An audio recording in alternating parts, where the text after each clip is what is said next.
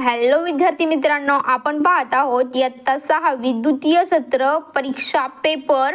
विषय आहे गणित आणि तुम्हाला हा पेपर आहे 40 मार्कांसाठी. जर तुम्ही सेमीला असाल तर सेमीचा पेपर ही या चॅनलवरती अवेलेबल आहे. तसेच सर्व विषयांचे इयत्ता 6वीचे पेपर अपनी एआय स्टडी या यूट्यूब चॅनलवरती अवेलेबल आहेत, तर तुम्ही पाहू शकता. प्रश्न पहिला आहे, उत्तरे लिहा. गुण आहेत 5. 1. चलाच्या ज्या किमतीने समीकरण संतुलित राहते त्या किमतीला समीकरणाची टिंबटिंब म्हणतात. 2.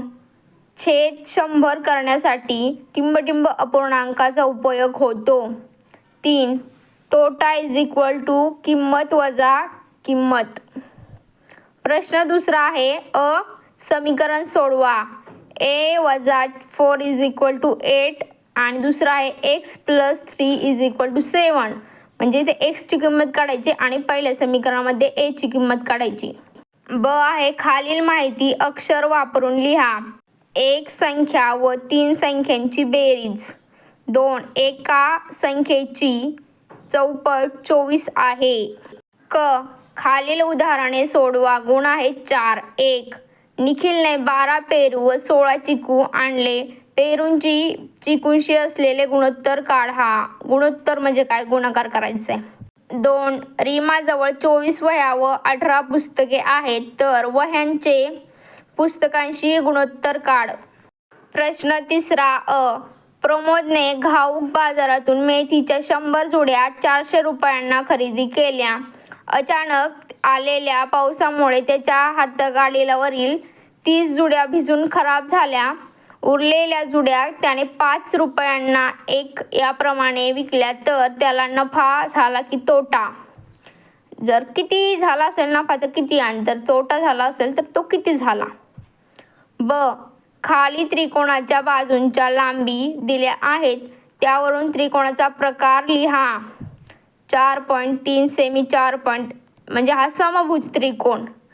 3.7 सेमी आणि हा सेम त्रिकोण नाहीये, सगळ्या साईड सेम नाही त्याच्या. आणि हा तिसरा पण सेम त्रिकोण नाही, तर वेगळाच प्रकार आहे त्याचा. क. एका निवडणुकीत जांभूळ गावातील 1200 महिलांपैकी 1080 महिलांनी मतदान केले, तर वडगावातील 1700 महिलांपैकी 1360 महिलांनी मतदान केले. कोणत्या गावातील मतदान करणाऱ्या महिलांचे प्रमाण जास्त आहे? वडगावाचे जास्त आहे. प्रश्न चौथा, खालील संख्यांचे सर्व विभाजक लिहा व सामायिक विभाजकाची यादी करा.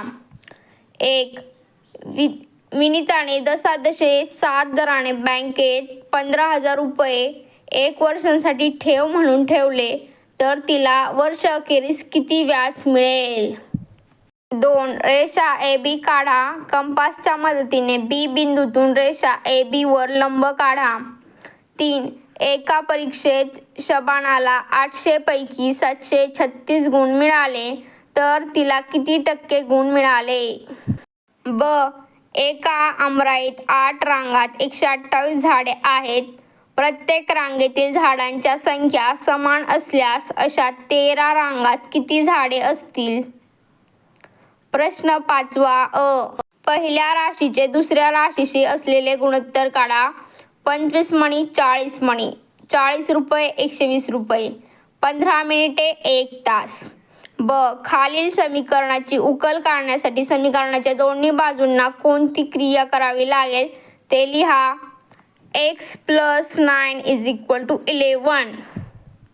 इथेच पेपर संपलेला आहे. तुमच्या मित्रांना हा पेपर शेअर करा आणि सेमीच्या विद्यार्थ्यांसाठी वेगळा पेपर आहे, तो तुम्ही पाहू शकता. थँक्यू.